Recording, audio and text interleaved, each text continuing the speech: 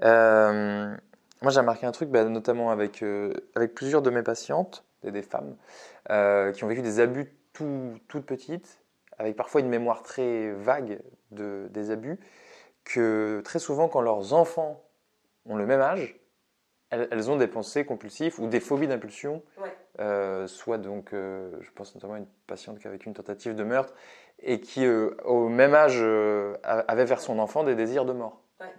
Et j'ai eu aussi un autre exemple avec des désirs sexuels avec une patiente qui était abusée.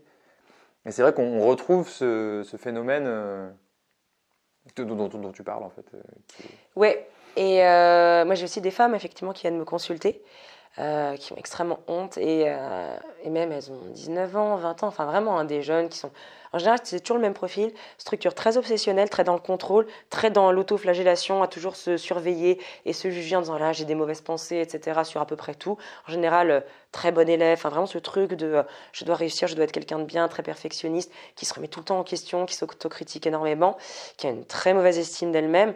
Et par là-dessus, elle me dit, ça m'est tombé dessus un jour, je sais pas, je changeais un bébé lors d'un babysitting ou j'étais à la plage, d'un coup je vois un enfant nu et d'un coup je sais pas, j'ai une pensée bizarre qui me traverse, un truc érotisant, ce bébé, cet enfant, et vraiment, mais je suis complètement folle, je suis perverse, je suis tordue, enfin aidez-moi, sinon je me pends quoi, enfin c'est insoutenable.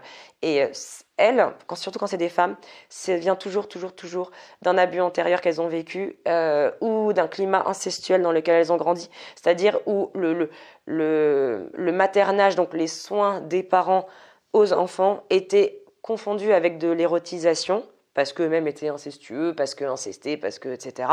Et du coup, il y a cette confusion, il y a cette association entre effectivement la tendresse ou le soin médical, on va dire, à l'enfant et une caresse un peu plus érotisée, un peu plus sexuelle. Donc chez elles, c'est naturellement associé. Elles vont me dire par exemple, bah non, j'ai jamais été touchée, mais bon, c'est vrai que quand j'ai commencé à être adolescente, mon père me disait, ah mais cache tes seins là, tu vas exciter tout le monde avec tes seins. Voilà, on se dit un peu limite. Ou alors, bah, elle montait Ça sous-entend que lui, ça le... bah, que celui, ça l'excitait, effectivement. Ou alors, elle montait l'escalier de chez elle, et puis elle sentait regardant leur dos, se retourner, puis elle voyait leur père en train de fixer leurs fesses. Ou leur mère qui leur disait, mais dis donc, t'as plus de poitrine que moi, tu vas plus pouvoir séduire les hommes que moi. Je suis jalouse, ça va pas du tout. À moitié en rigolant, mais à moitié seulement.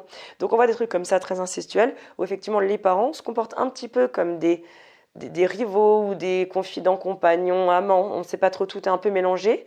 Et donc il y a une confusion énorme des places. Donc en fait, après, à leur tour, quand elles ont un rôle parental, maternant, il y a une confusion de est-ce que je suis pas aussi un petit peu excitée sexuellement, comme mes parents l'étaient avec moi, ou comme moi j'ai vécu.